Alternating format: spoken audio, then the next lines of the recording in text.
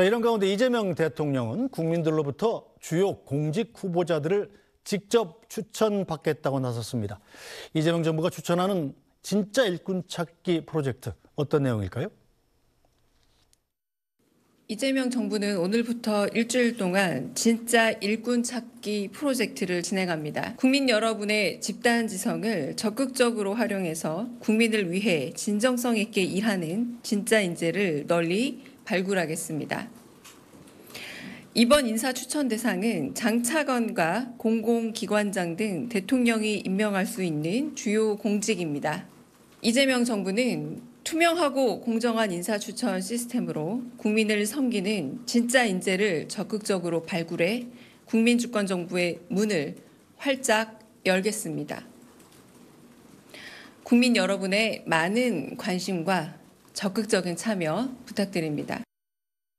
자, 정화순 논술위원, 누구나 대통령한테 인사 추천이 가능하다는 건데 이게 좀 과연 가능할까 이런 생각도 드는데요. 일단 뭐 내용을 좀 보면 네.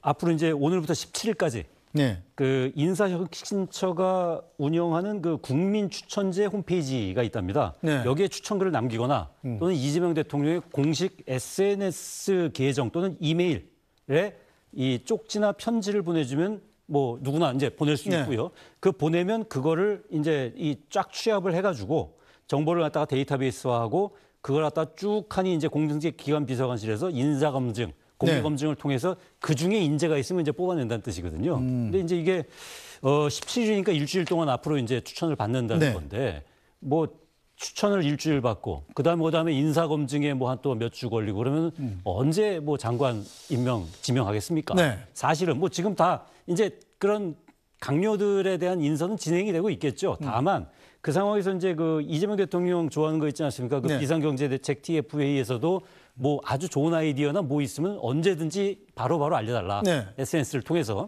이렇게 얘기를 했듯이 여기에서도 뭐 아 맞다 뭐 이런 식의 네. 아 맞아 이런 사람이 있었지라든지 이런 사람은 몰랐네 뭐 이런 이 인물들이 올라오면 네. 그 중에 이제 상징적으로라도 이제 이렇게 그 추려서 네. 이 인사, 장관 인사, 내각 인사에 반영을 할 수가 있겠죠. 그리고 그 부분은 결국은 국민 참여라는 그러니까 네. 지금 이재명 정부가 국민 주권 정부라는 이제 용어를 쓰고 있지 않습니까? 네. 그런 어떤 임명한 도구를 자처하는데 결국은 주인이 도구를 선택하는데 아주 적극적으로 참여해달라라는 어떤 그런 대통령의 어떤 국정 철학인 것 같습니다. 야, 자, 그렇다면 복귀왕 의원이 저한테 부탁을 해서 나중에 무슨 안행부 장관 같은 거 좀 하나 추천해줘. 하면 제가 올려드릴 수 있는 거잖아요.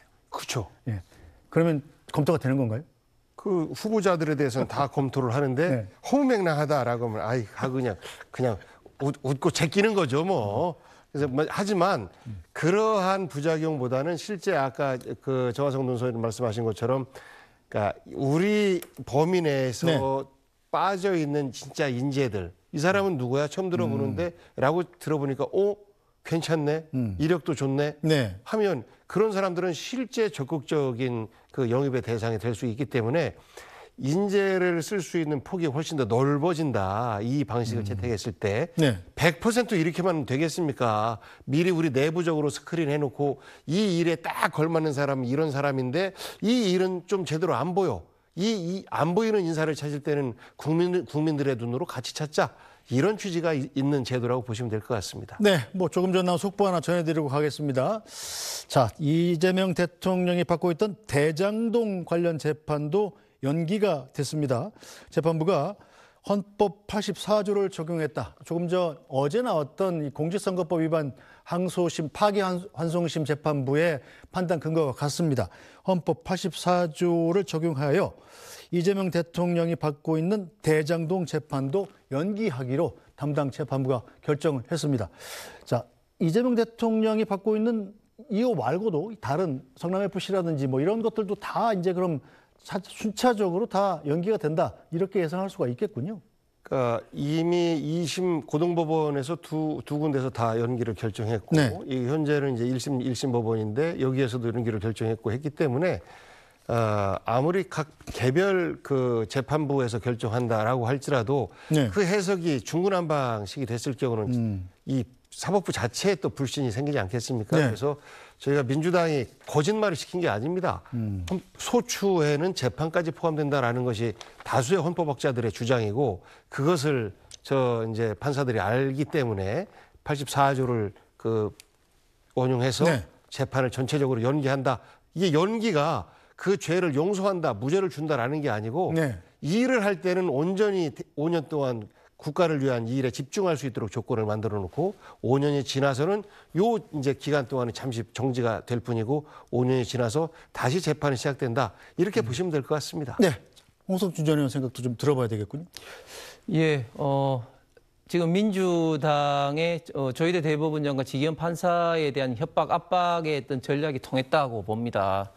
지금 법원이 지금 미리 알아서 이렇게 굴복을 한 것인데 명백하게 지금 84조의 현직 대통령에 대한 불소추 특권은 직무를 수행함에 있어서 관련된 것이고 그 이전의 것은 아니라는 게 예를 들면 헌법의 68조 2항의 대통령 관련해서 거리 혹은 재판상의 사유로 부재 시에는 60일 이내에 선고를 해야 된다고 명시적인 규정이 있고 또 94년도 헌법재판소 결정 내 판례에서도 대통령의 불소추 특권은 직무상의 행위에 한한다고 이미 판례도 있음에도 불구하고 이런 어떤 결정을 한 것은 저는 법원이 이런 민주당의 압박에 굴복하는 것이다. 대단히 부적절할 뿐만 아니라 법치주의의 사실상에 어떻게 보면 좀 정언이다. 그런 어떤 네. 비판을 하지 않을 수가 없을 것 같습니다. 알겠습니다. 자, 오늘 말씀 여기까지 들어야 되겠군요. 오늘 중간중간에 속보가 많이 나와서 국민의힘 소식은 자세히 못 다뤘는데 내일 좀 더 충분히 다뤄보도록 하겠습니다.